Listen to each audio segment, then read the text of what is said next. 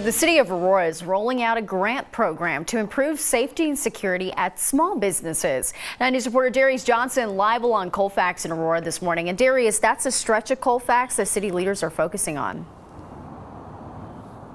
Yes, indeed, Natasha. But again, there are certain eligibility requirements like being a small business, being located right here in Aurora, and having less than 500 employees. Another major factor for the state of Colorado that some people have to look out for, no marijuana businesses are eligible. Now, $10,000 is up for grabs for eligible businesses, nonprofits, and community groups right here in Aurora. The city has a total of $3 million to give out coming from the Federal American Rescue Plan Act. $500,000 specifically goes to these businesses right here along Colfax Avenue between Yosemite Street and Peoria Avenue. This is a safety and security grant, so the money has to be used for security upgrades. But what we're doing is a safety and security grant is going to help these businesses become beef up their safety and their security. So we can replace or install cameras and camera systems and safety glass and a film that bullets are resistant, that are very resistant to bullets. Now, the city is also hoping that this grant will provide an opportunity to enhance partnerships between these small businesses and police as well. One other thing the city is searching for at this time, contractors. So, hey, if you can do any of this work, they are looking for you so that they can work with you to get a lot of the work done for many of these businesses who could be applying for this later on today. Right now, Natasha, we do have a link up on our website for any business that may be watching this that may think that they're eligible and want to apply. You could just head over to 9news.com. Yeah, and Darius, talking about vandalism and break-ins, any of this can affect a business, but in particular, these small businesses, especially during the pandemic, they can't afford to take hit after hit. So this is a great grant program that they're rolling out. Yes, indeed. Coming up at the 6:30 hour, you'll definitely hear them speak more about how many of these businesses have been impacted because of COVID, Natasha. All right, Darius, thank you. Let's head to Washington, D.C. now, where the mass shooting in Buffalo is now being investigated as domestic terror. Susan McGinnis has the latest. Heartbreak in Buffalo as one more city and the nation absorb a mass shooting. We must all work together to address the hate that remains a stain on the soul of America. Buffalo joining Charleston, Pittsburgh, and El Paso, all suffering racially motivated acts of terror. Buffalo's mayor asking for sensible gun control reform. It seems like there are those that believe owning a gun is more precious than the sanctity of human life. In Washington, Democrats renewing calls for expanded background checks. The gunman passing a mental health evaluation nearly a year ago, purchasing the assault rifle legally.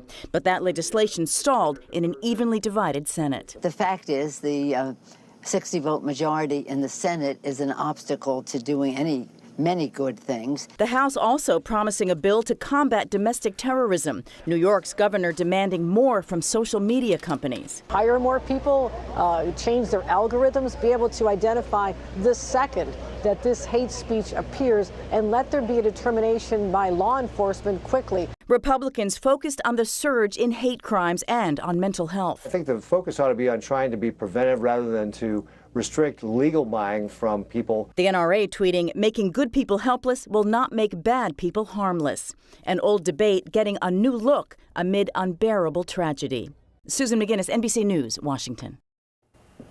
We know this news can be tough to hear, especially for us here in Colorado. If you need someone to talk to, help is available 24/7. The number for the Colorado Crisis Hotline is on your screen. It's 1-844-493-TALK. We have all the information on our website, too. Russian forces are failing to make gains in eastern Ukraine. They've concentrated their efforts there after their failures in other parts of the country. Western military officials say Russia is losing momentum. It could soon be facing more NATO troops along its borders.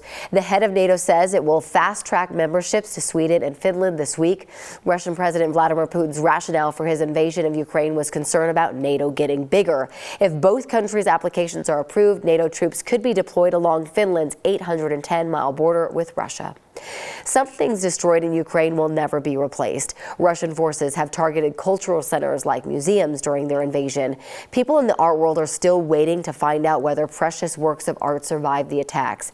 Here in Denver, the Denver Art Museum is recreating some of the missing paintings, including this one by Ukrainian icon Maria Primachenko.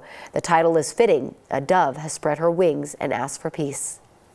Primachenko was definitely not a political artist, but I think her messages were always messages of humanity, messages that really try to bring people together and make it very easy to identify with.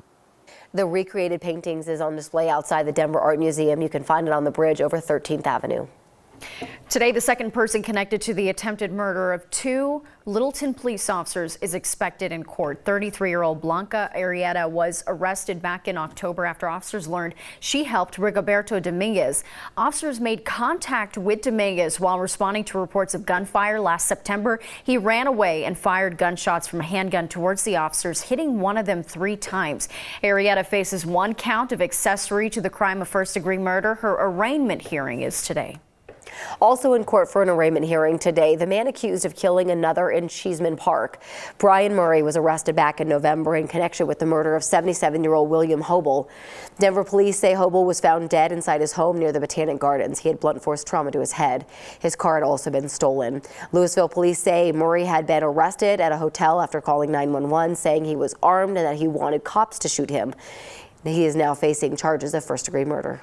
And tomorrow, a 4-day-long court hearing is set to begin for 4 teenagers charged in the shooting at Hinckley High School last November.